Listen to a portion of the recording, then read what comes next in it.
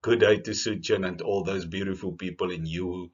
My presentation today is about the two legs of finance. You already know them, equity and liquidity, and it's important to focus on both if you want to generate optimum growth in your business and want to minimize your risk. Why do I talk about it? You will see it as we progress.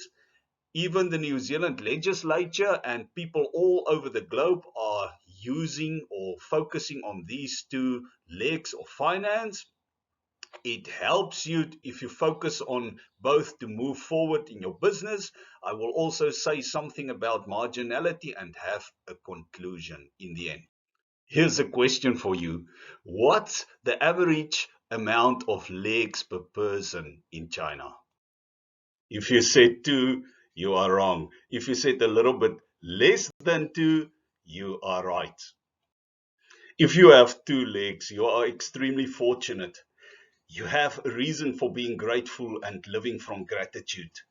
Legs are just as important to a person for carrying our body structures as pillars that carry a structure. Look at all these pillars carrying this structure over here, and it was the CTV building in Christchurch. This is the same building after the Christchurch earthquake in 2011. They say the reason why it collapsed was because the pillars were not strong enough to support the structure. And the man who supervised the building's construction had faked his engineering degree. And that's basically why the thing collapsed within seconds. When it comes to sustainability, we have three legs on which it rests. In other words, we call it a triple bottom line approach, and we say that if we're going to neglect the environment or the economy or the social leg, we as human beings will simply not be able to continue to live sustainably on this earth. The three legs or the three pillars in sustainability are absolutely interrelated. Just think for yourself, if resources are polluted like rivers, we can't drink the water. And the same thing, if we allow all our soils to be eroded, then we've got nothing to plant our fruits and vegetables in. And that again will lead to economic collapse. And we know that if people do not have money, they start to steal, and then there's social anarchy. So it's very important to see that the three legs in sustainability are absolutely interrelated. And you will see that it's also true for the two legs in finance. Some people say that when it comes to sustainability, we should think of a fourth pillar like admin or risk. If you look at the United Nations, they follow a multi-bottom line approach where they say, no, there's several goals that we have to focus on. No poverty, zero hunger, good health and well-being, quality education, all those social stuffs. I've highlighted it in blue. And then the environmental stuff, I've tried to highlight it in green, clean water and sanitation, affordable clean energy, and then the economic stuff, decent work and economic growth. We know how important it is, industry innovation and infrastructure, reduced inequality, and so on. When I studied sustainability, we actually had five legs to focus on. We also focused on risk and productivity. And I tell you, one of the reasons why the China economy is so strong is because the people are productive. They know how important it is to focus on productivity. It's important to never focus on one leg only. Just think about this guy.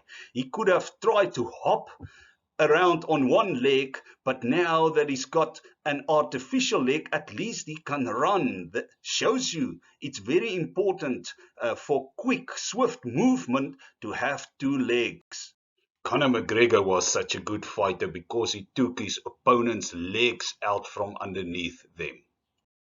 Most businesses in the world are driven in company structures, and you will see that they say, okay, there's two legs that you have to focus on. The first one, you must be able to pay your debt as they become due, and they call that the liquidity leg of finances. And then there's like the equity leg of finances as well. In other words, where it's saying, hey, your assets are supposed to exceed your liabilities. The two legs of finance. People often argue what is the most important. Is it like the chicken or the egg? What is the most important, the liquidity leg or the asset leg? Do you know the story of the duck that laid the golden eggs? Or was it the hen that laid the golden eggs? Or was it the goose that laid the golden eggs? I've decided to give you evidence of what it was so that you can know whether it was a duck, a hen, or a goose. Irrespective of your side of the story, you were right. The story was that the owner of that duck became greedy, and eventually he decided to slaughter the duck so that he can get more eggs, look for the eggs inside the duck, because he wanted all the riches now. He didn't want to wait for tomorrow. So he slaughtered the duck, and that was the end of his riches. A quick question for you. After only 1 year of farming, a certain farmer near Yiwu in China had 21 million yuan. What do you think about that? Is it a good farmer or is it a bad farmer? People, this was a tricky question. It was a bad farmer because he inherited 63 million yuan and he ended up with only 21 million 1 year later. So he inherited the money, but he did not have the knowledge to know how to work with it or how to protect it. And that's why, in order to compare businesses, finances, you have to know that we all have unique financial positions and different starting points. But the main thing that you have to see in business is that the decisions that you're going to take today will influence your future. Just look at this guy standing on this very tall building. He's jumping, and after a time, he's falling. And after some more time, he's still falling. And some more time, he's still falling. But eventually, he will hit the ground and he will be dead. And so in business, you must always determine, where are you at that point in time? Are you on your way upwards or are you on your way downwards? People, the financial business of a person is like a photo. It's like a snapshot. And the business performance is like a video recording. And you have to look at both. We, as bankers, as economists, as analysts, we try to find trends and see where the business is going, whether it's progressing, whether it's growing, going forward, or whether it's going backwards, shrinking, reversing. This is why a person with a lot of money does not impress me, because he could have inherited it from his mom or dad. He could have had like a good start. What really impresses me is the financial performance. The journey must be forward. What I wanted you to see is how the business income and the assets are interrelated. In other words, if you have income, you can invest it in more assets. And I want you to see that the asset is like the hen that lays that golden eggs, the income.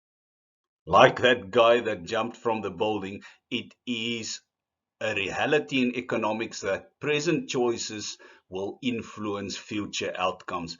Here we can see two countries. Country A, it's just focusing on consumer goods. They just want to live high living standards now. And guess what? Because they've never invested like country B in capital goods as well and equipment, the production possibilities frontier actually shrunk, and the production possibilities frontier of country B basically expanded. In other words, now they can enjoy more consumer goods than country A. So this is the kind of decisions that we want to make. We do not want to consume everything now. We don't want to focus on consumption only now. We want to look after our assets. We want to maintain it, because greed is to slaughter the hen now. That's like unsustainable farming, where we exploit our resources, or where we exploit our clients, the social legs, a leg in the short term right now, just to make more profit for now instead of focusing on the future. Sometimes you have to slaughter that in. Maybe you see better business opportunity. There's several reasons, but yes, sometimes we do it. Many reasons for people to change business. I know as a farmer that sometimes it can be very labor intensive, and that you have to help those cows to calve. Everything is not happening automatically. What I want you to see is the cow is your business, and there's the golden eggs or the golden calves. Forward movement is extremely important, otherwise you're going to jackknife and lose your possessions. Accidents happen when you try to reverse. When you move forward, it's actually easy because of the forwarding momentum. You don't have to worry about the trailer. This is like the wrong kind of scenario. Big expenses and little revenue. We have to stop this. Debt is not a bad thing as long as you invest that money in the right equipment. But just like liquor, it's also a good thing if you take it in small quantities. But the problem is, eventually you first take it, and eventually it can take you. It can snowball in the wrong direction, and then you will not be able to settle your debts anymore. You will lose liquidity, and that can destroy you. We have to move forward. Nobody can plow in reverse gear. If you try to plow in reverse gear, remember, you will start like that guy with a lot of money and end with nothing. If you've got little revenue and big expenses, guess what? You will have to start selling your assets. You have to start slaughtering the golden hen that's supposed to give you the eggs. And then eventually your balance sheet, your family inheritance will be crushed if you do not stop this kind of action. You need surplus, not losses. People, it's a frustration if your business is not moving forward.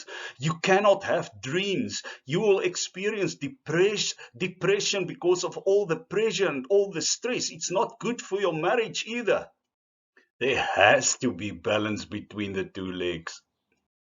Beware of phantom profit. Too many people promising you that they will pay you. It will look good on your books in terms of a lot of debtors. But guess what? If you can't get that money into your account, it means nothing for you, all those promises. Take in mind that we sit with inflation, and the longer we wait for our money, the less it will become worth, because we are printing more money and we are losing the value of our money. The future value of money will always be lower than the current value of money. What I want you to see is that cash is king and profit is only queen. People, it's important to know that liquidity is more important than profit.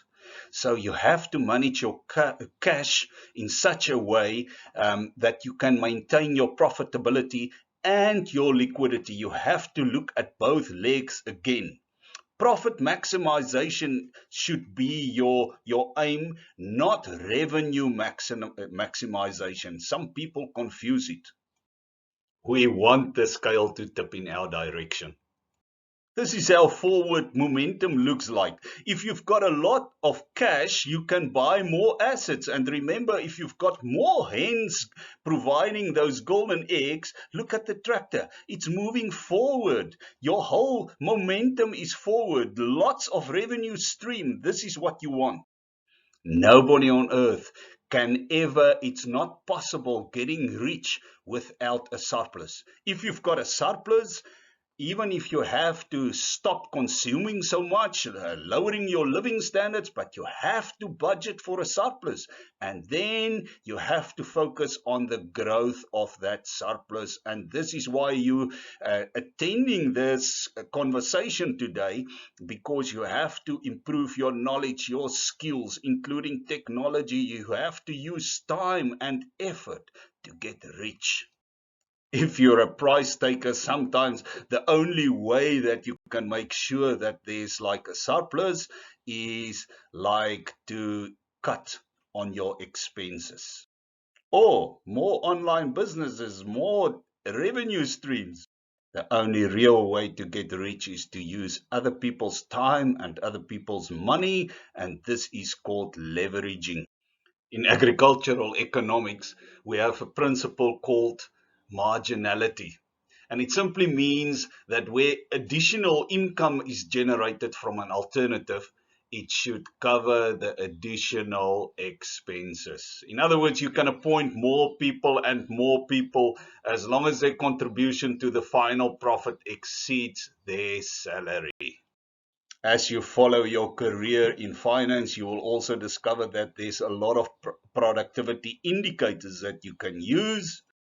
The last thing that I want you to take in mind is that you have to do a diagnostic analysis with regards to your business. In other words, benchmark it to similar businesses and look at the norms, the industry norms, and make sure that your business excel in all areas.